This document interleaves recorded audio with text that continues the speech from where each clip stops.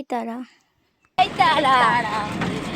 আশা করি তোমরা বুঝতে পারছো এখন আমরা কোথায় যাচ্ছি। আমার নাম নিয়ে আমরা বেরিয়ে পড়েছি দুই মূর্তি মিলে, যেমন কি তোমরা দেখতেই পাচ্ছ। তারপর তোমরা নিজেই দেখতে পাবে। আর এটা হচ্ছে আমার প্রফেশনাল অ্যাসিস্ট্যান্ট।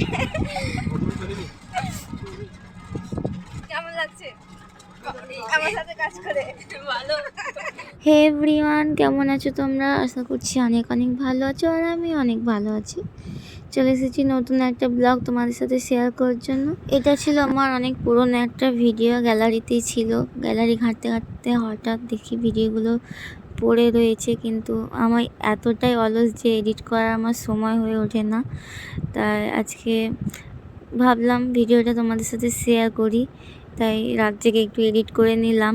যেমন ভালো তো পারি না, যেমন তেমন করে নিয়েছি। আর এখানে একটা বিয়ে বাড়ি পেরোচ্ছে, বিয়ে বাড়ি আছে, তো আমি বলছিলাম যে এটা কি আমাদের লোকেশন? আরে না না, বিয়ে বাড়ি ছেড়ে তো চলে যাচ্ছি। নিচে তখন বলে না না, এটা আমাদের লোকেশন না। তারপরে আমরা আবার এগিয়ে পড়লাম আমাদের লোকেশন থেকে। এ কি, এ তো সিউড়ি দেখাচ্ছে, তার মানে কি আমাদের লোকেশনটা সিউড়ি? তাহলে তোমরা দেখতে থাকো আসলে আমাদের লোকেশনটা কোথায়। টেন টেন, তোমরা কি দেখে বুঝতে পারছো এটা কোথায় আর এই মন্দিরটা কোথায় আছে? আমি জানো ছোটোবেলায় যখনই আসতাম ভাবতাম এত বড় শিবলিঙ্গটা ছাদের উপরে কেন?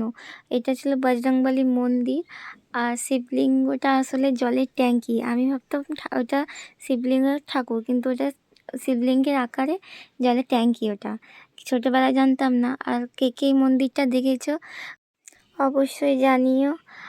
আর আমরা যাচ্ছিলাম খুব স্পিডে, দুই মূর্তি মিলে এক্সাইটেড হয়ে।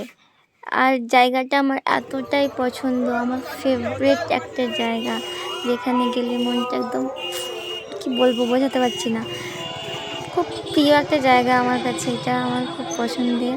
তোমরা দেখে বুঝতে পারছো খুব এক্সাইটেড। I love Tarapith.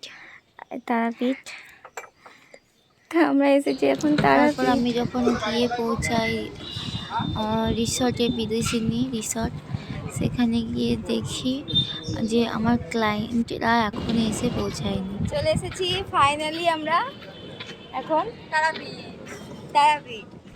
তারপর আমি রিসেপশনে গিয়ে কাকুটার সঙ্গে কথা বলে আমি একটা রুমে চাবি চেয়ে নিই। ওনারা আমাদেরকে একটা রুম খুলে দিয়েছিলেন। ওখানে গিয়ে আমরা ওয়েট করছিলাম আমার ক্লায়েন্টের জন্য। তো সেটা তোমরা দেখতে পাচ্ছ। এখনো ক্লায়েন্ট এসে পৌঁছায়নি, তারা আমাদের একটা রুম খুলে দিল। তোমরা তো দেখতেই পেলে আমার আসার, আমি যখন আসি তখন আমার ক্লায়েন্ট এসে পৌঁছায়নি। আমার আসার প্রায় 1.5 ঘন্টা পর আমার ক্লায়েন্ট এসে পৌঁছালো। বলো কেমন লাগছে আজকে? ওরা তোমার উপরে ডিপেন্ড করছে, আমি কিছু বলবো না। ঠিক আছে। এই দর্শক, ঠিক আছে দেখা যায়। তো আমার ব্রাইড চলে এসেছে, আর তোমরা শুনলে ও কোনো ডিমান্ড ছিল না, ও আমার উপর পুরোটাই ডিপেন্ড করে বলল যে তুমি তোমার মতো করে দাও। কিন্তু বুকিং করার সময় ও আমাকে বলেই দিয়েছিল যে দিদি তুমি আমাকে একটা সিম্পল সফট লুক করে দেবে। তো আমি আমার কাজ শুরু করে দিয়েছিলাম, আর ও আসতে অনেকটাই লেট করেছিল, তোমরা যেমন কি আগে দেখতে পেয়েছো। আমি ওর আগে এসে পৌঁছে গেছিলাম, ওয়েট করছিলাম ওর জন্য। তো আমি কাজ শুরু করে দিয়েছি আমার। আর একটাই কথা বলবো যে তোমরা প্লিজ, সবাইকে বলছি, ওর উদ্দেশ্যে না, আমি সবার জন্যই বলছি কি একটা প্রফেশনাল মেকআপ আর্টিস্টের কাছে যখনই তোমরা সাজবে বা বুকিং করবে, তখনই তোমরা মুখে যে ছোটো ছোটো লোমগুলো থাকে সেগুলো প্লিজ রিমুভ করে নেবে, কারণ মেকআপটা করতে সত্যি অনেকটা প্রবলেম হয়। আর এটা আমার রিকোয়েস্ট। আর যে রুম, প্লিজ তোমরা রুমটা একটু ফাঁকা রাখার চেষ্টা করবে, সাজার জন্য স্পেশালি একটা রুম বুক করবে। যদি বা সেটা লজে হয় বা বাড়িতে হলে তো বাড়িতেও একটা রুম প্লিজ মেকআপ আর্টিস্টের জন্য ফাঁকা রেখে দিও, কারণ সাজাতে সত্যি অনেকটা ডিফিকাল্ট হয়ে যায়। বারবার আসছে যাচ্ছে, দরজা খুলছে, এত লোকজনের মধ্যে সাজাতে সময়টাও অনেক লাগে, নার্ভাস ফিলও হয়, আর সাজাতেও অনেকটা প্রবলেম হয়। তো সেই ক্ষেত্রে বলছি যে তোমরা প্লিজ একটা রুম মেকআপ আর্টিস্টের জন্য ছিল ওর ফাইনাল লুক। কেমন হয়েছে তোমরা অবশ্যই জানিও। ও সিম্পল একটা লুক চেয়েছিল, আর এত গরম ছিল, প্রচণ্ড গরম। তো গরমের সময় যখনই তোমরা বুকিং করবে প্লিজ একটা কুলার বা ফ্যান, এসি না পারলে কুলার বা ফ্যান এটা অবশ্যই রাখবে কাছে, কারণ মেকআপটা করলেই হয় না, মেকআপটা লং লাস্টিং রাখার কেমন জন্য লাগলো একটু সেজে? ঠান্ডা জায়গারও প্রয়োজন হয়।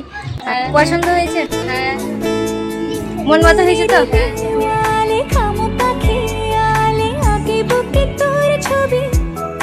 হাই করে দাও। আমরা এখন আছি মন্দিরে।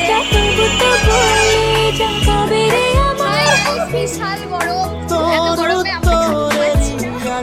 তারপর আমাদের কাজ শেষ হওয়ার পর আমরা চলে যাচ্ছিলাম মন্দিরের দিকে পুজো দেওয়ার জন্য, আর বিয়েটাও মন্দিরেই হচ্ছিল। তারপরে দেখতেই পাচ্ছি আমি পুজো জ্বালা নিয়ে নিয়েছি, আর সখীগণের সাথে আমরা যাচ্ছিলাম পুজো দিতে। মা তারার কাছে এসে পুজো না দিলে সো ফাইনালি চলে এসেছি মা তারার কাছে। আর যখনই আমি তারাপীঠ আসি, আমি মা তারার কাছে পুজো না দিয়ে যাই না, যতই কাজ থাকুক না কেন। আমি বাড়ি থেকে ঠিক করেছিলাম পুজো দেব, তাই আমি উপোস করে এসেছিলাম, কিছু খাইনি। তো দেখতে পাচ্ছ অনেক ভিড় ছিল সেদিন, বিয়ে ছিল অনেক। তো আমি মা তারার কাছে ভিতরে গিয়ে দর্শন করতে পারিনি, তাই বাইরে থেকে আমি পুজোটা দিয়েছিলাম। আর এত গরম রোদ ছিল, মুখ চোখের অবস্থা দেখেই বুঝতে পারছো তোমরা। আর কয়েকজন সখীকে আমি পেয়ে গিয়েছিলাম, ওরা আমাকে বলছিল যে চলো দিদি আমাদেরকে মন্দিরটা ঘুরিয়ে দেখাও, কারণ আমার তারাপীঠ আমার বাড়ির কাছেই। তো বলছিল চলো ঘুরে ঘুরে একটু দেখাও, তাই আমরা এখন ঘুরতে বেরিয়েছি। দেন আমরা চলে এসেছিলাম আবার হোটেলে খাওয়া দাওয়া করার জন্য, কারণ আমাদেরকে বলে দেওয়া হয়েছিল খাওয়া দাওয়া করে যেতে। তো আমরা চলে এসেছি ফাইনাল খেতে। তো খাবারটা ছিল জাস্ট ওয়াসাম, প্রচণ্ড খিদে পেয়েছিল, আর বাজে তখন 4টে। খাওয়া দাওয়া চলছে আমাদের, আর ভিডিওটা ছিল এই পর্যন্তই। তো তোমরা অবশ্যই জানিও যে ব্লগটা তোমাদের কেমন লাগলো, আর যদি এরকম আরও ব্লগ তোমরা দেখতে চাও তাহলে অবশ্যই কমেন্ট করে জানিও। Thank you.